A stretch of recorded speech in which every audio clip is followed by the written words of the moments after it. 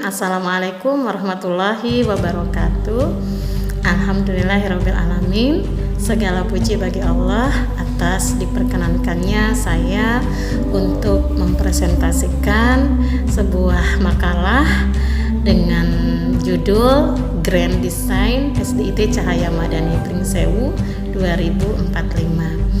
Semoga langkah kecil ini yang tertuang dalam naskah ini akan membawa perubahan yang lebih baik untuk SDIT Cahaya Madani Pringsewu dan membawa kebaikan untuk sekolah SIT di Lampung dan di Indonesia. Salawat teriring salam senantiasa tercurahkan kepada baginda Rasulullah Muhammad Sallallahu Alaihi Wasallam. Baik, Dewan Juri yang terhormat, berikut saya akan mulai presentasinya. Baik, pendidikan merupakan investasi jangka panjang yang harus dibangun berdasarkan desain yang jelas dan berkelanjutan. Masa depan umat, bangsa, dan negara saat ini sangat dipengaruhi oleh mutu layanan pendidikan yang ada saat ini. Sebut saja generasi milenial, mereka adalah putra-putri bangsa yang layak memperoleh layanan pendidikan terbaik dengan basis karakter dan bermutu. Grand design sekolah sangat penting guna menjadi acuan untuk melangkah, menentukan strategi dan target ke depan sehingga apa yang kita inginkan untuk generasi milenial saat ini bisa terwujud. Dengan grand design ini, tahapan roadmap, langkah dan strategi akan kita wujudkan demi mencapai pendidikan yang diinginkan untuk saat ini. Dalam grand design ini akan dipaparkan bagaimana strategi dan langkah ke depan serta mengoptimalkan sumber daya sehingga masa depan Islam insya Allah akan terbentuk melalui pendidikan karakter ini. Dewan Juri yang terhormat, pada bab pertama ini akan disampaikan latar belakang Grand Design SDIT Cahaya Madani Pringsewu. Seluruh komunitas sekolah bertanggung jawab terhadap visi, misi, dan tujuan sekolah. Semuanya ini membentuk jaringan kerja yang dinamis sehingga mutu pendidikan dalam proses belajar mengajar akan tumbuh secara optimal. Berdasarkan pemikiran tersebut, maka SDIT Cahaya Madani Pringsewu mencoba untuk menyusun Grand Design Sekolah 2045.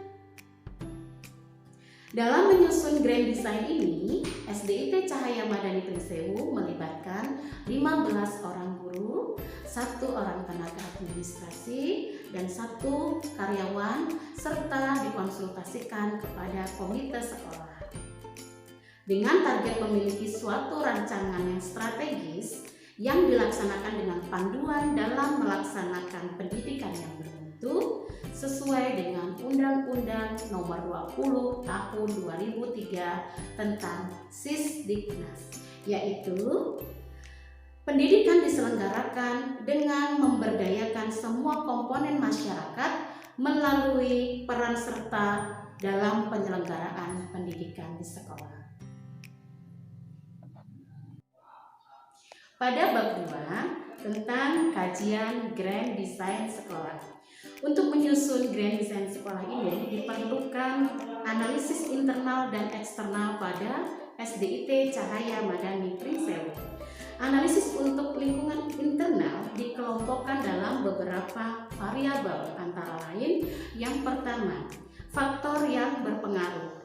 Kemudian yang kedua, sarana dan prasarana yang mendukung. Selanjutnya, keuangan dan performance lembaga. Dan yang keempat, sumber daya manusia.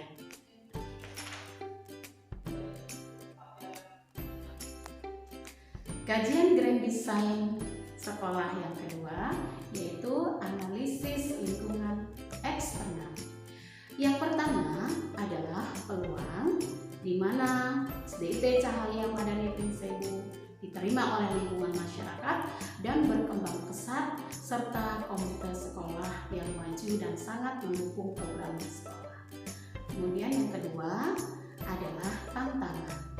Tantangan yang dimaksudkan di sini adalah biaya. Masalah biaya yang sangat signifikan yaitu kompetisi antar sekolah-sekolah di lingkungan SDIT Cahaya Madani Prinsewu.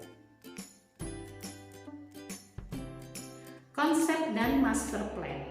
Sekolah dikatakan unggul jika mampu menghasilkan output atau lulusan yang dibutuhkan masyarakat yang terwujud dalam 1. Proses KBM yang tepat, 2. Siswa yang berkualitas, 3. Guru yang profesional dan berkompeten di bidangnya, 4. Sarana dan prasarana yang mendukung, 5. Manajemen berwawasan global dan visioner, 6. Partisipasi lingkungan masyarakat, 7. Ekstrakurikuler yang sesuai dengan kebutuhan peserta didik, dan yang ke-8.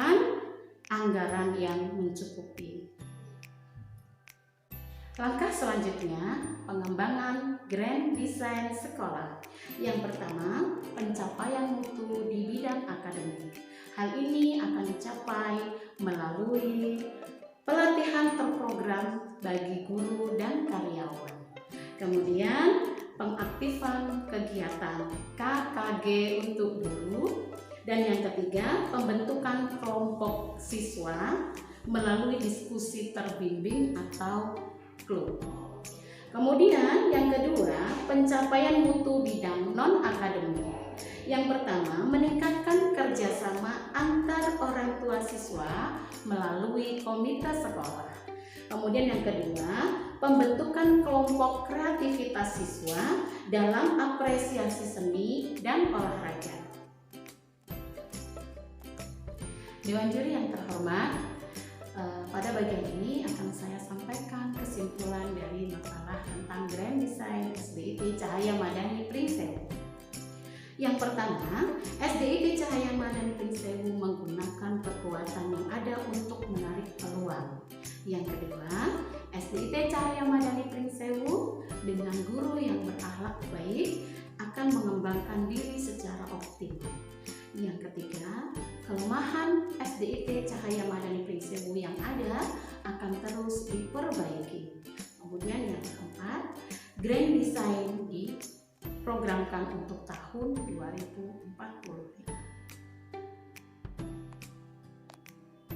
Demikian presentasi makalah saya, mudah-mudahan bisa bermanfaat untuk SDIT Cahaya Madani Prinsewu khususnya dan untuk sekolah-sekolah Islam Padu pada umumnya.